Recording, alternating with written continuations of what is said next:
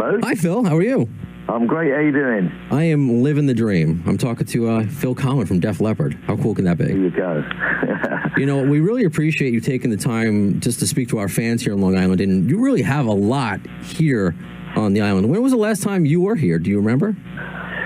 Yeah, we actually we've done a show. Delta Deep done a show this year. Actually, it was. It only seemed like a few months ago. It was like April or something like that. Okay, because I definitely want to talk about Delta Deep after that because, forgive me, I just discovered them, and wow, I'm blown away. So I definitely want to talk about that later. I want to mention this too, and I've been in the industry for about 10 years, whatever. It's a dip in the pool compared to some others. But last weekend we gave away tickets to your upcoming show at Jones Beach, July 11th, this Monday. And it was whenever we played a Def Leppard song, people would have to call up. So we played a Def Leppard song. Phones blew up like it was a telethon. And I got a reaction I've never heard before. And it was best described by my program director as if England scored a goal. Just screaming. And it was it was a group of, because when I first answered it, I heard phones ringing. I'm like, are you calling from other phones? What's going on? And I guess I discovered, and they told me that there's 6 people. It was on July 4th. They're having a party. Every single person at the party was trying to call to win tickets. They won tickets. When I told them they won, and so just to get that kind of reaction this many years later, how does that feel that you're still so loved?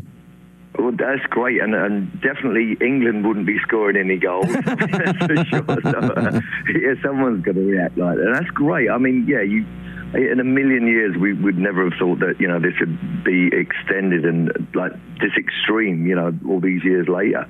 So it's amazing. It's a joy to still be part of all that. And actually, it's even getting crazier. So this current tour we're doing now, this leg that we're doing, for some bizarre reason, has really inspired some people losing their minds. It's great. So yeah, we're obviously doing something, and I think we do work hard at it, and we have fun with it, and I think that kind of translates. So it's just great to see that that's working as well, and people are really enjoying it. Did you imagine when you joined the band back in '82? I mean, I'm sure you didn't think of 20, 30 years later we're going to be here, wherever you thought you may be, that you would still be so not even just in demand, still touring, but making new music on top of that. No, I think whenever all of us thought about, making or whatever, you always think of it on a local level. You always think about, where you're from, and it's kind of just like that. You have no idea that, how far-reaching it can be and how many people you actually touch. And especially with new music, and it's amazing that we can still do that and it still has an effect. And again, we are a lot different to a lot of other bands. They kind of tend to give up. And once they've had a few hits or something like that, and they're just they don't put the effort in or the energy in, and we still do. We still get that buzz out that just creating something, making new music is just amazing. So it's great that the people do react like that. Is that what keeps it fresh for you? I mean, I'm sure it's just the joy of keeping the music. Because like you said, a lot of bands have their couple hits. They could tour off that and just live happily ever after. Some fade away. But you can live off the hits, but you're still making new music. And the record that came out last year, the self-titled one, I believe it debuted at 10, it peaked at 5. So you're still having success. You're not even putting out new music. It's successful new music. Yeah, and around the world, this was happening in Lithuania, Italy, Germany, and stuff like that. We was playing all over the place, and it really had that effect. So, it's a dream come true. It really is, and we do appreciate it. That's the other really good thing about it. It's just great to experience that. I know I just checked out the new video they released for Man Enough, which was very cool looking. I felt like I was watching Def Leppard in Tron. It was so. What was that experience like, making videos from back in the 80s to now? Is there any difference other than maybe just the technology? Yeah, well, a lot of difference. Yeah, I mean the price tag. Back in the day, with MTV, people were like clamoring to record companies to get their stuff on there.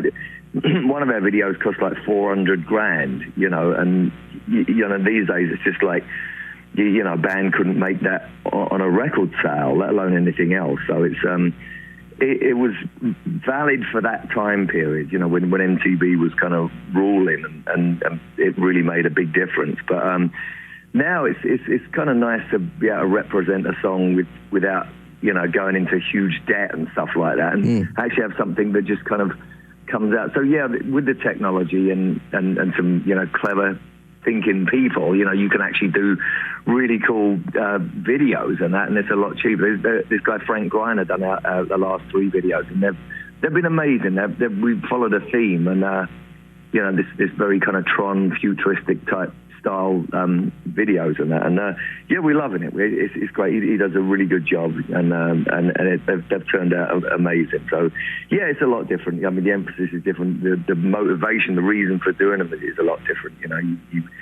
If someone would have told us about YouTube or computers, we'd have said, "What was this black magic?" Back then, we still had television sets and cable and stuff like that. So this is all before even dial-up. So sure. Just where it's gone is pretty amazing. And now that, because you mentioned YouTube and you're exposing yourself to a new audience, because what I was hearing a lot from the listeners we would give away tickets to, so again, Def Leppard going to be Jones Beach, July 11th, and it was that I'm going to take my son, I'm going to take my daughter. So for those of you who are being exposed to Def Leppard for the very first time, what can they expect from a Def Leppard show? Well, we've I speak to people. Actually, I talk to a lot of fans, and you meet them, and that happens a lot. Younger people come, it's my first show.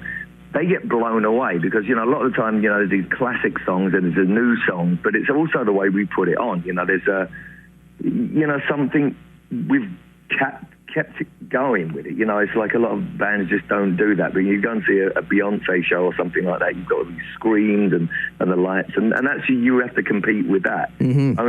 Only we're a rock band, and we have all these classic songs, and we're an amazing live band. That's one of the best things that we do. The vocals are real, and everything's just played, and it's just got an excitement that kind of generates. And so anyone seeing that for the first time, there's not many bands that do that anymore. Sadly, a lost art, Yes, absolutely. And I think it's disappearing. I think that on the positive, it's great to be kind of trailblazers, even at that point, even though, that's all disappearing.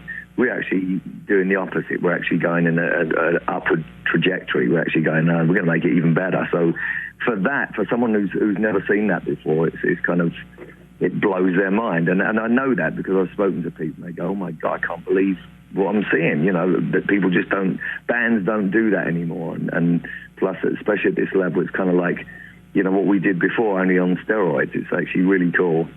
A couple last questions as we have a couple minutes left. I want to go back to what we mentioned before, Delta Deep. When I told my coworkers I was interviewing you, they mentioned Delta Deep, and I hadn't heard, and forgive me.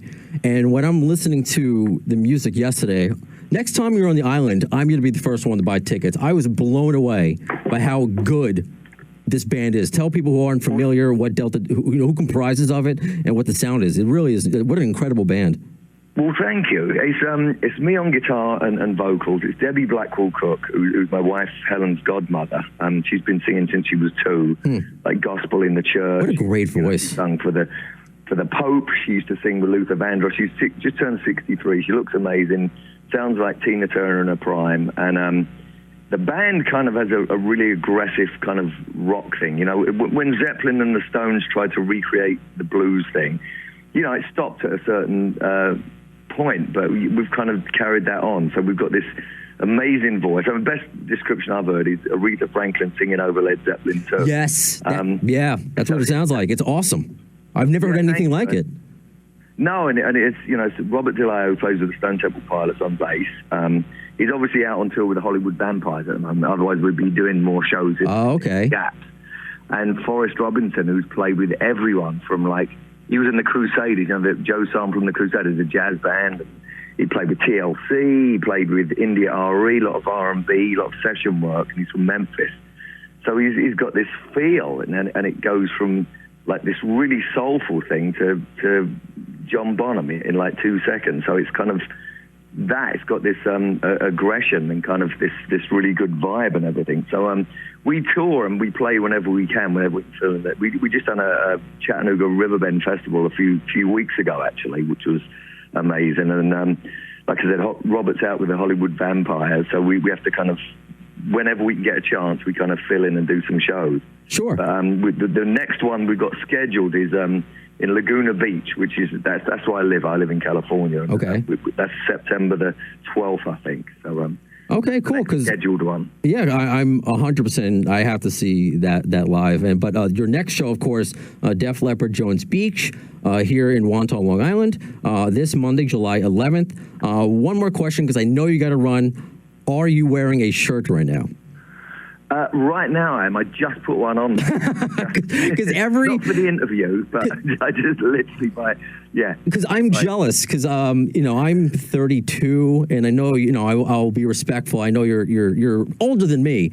I'm in 60 next year. All right, well, 60 in December. Happy pre-birthday, but I'm in decent shape. But I like my cookies. I like my French fries. Dude, you are ripped. And I would never wear a shirt if I were you either. And even as I'm saying that, I'm looking at your Wikipedia page and the pictures of you topless. So good for you. Thank you.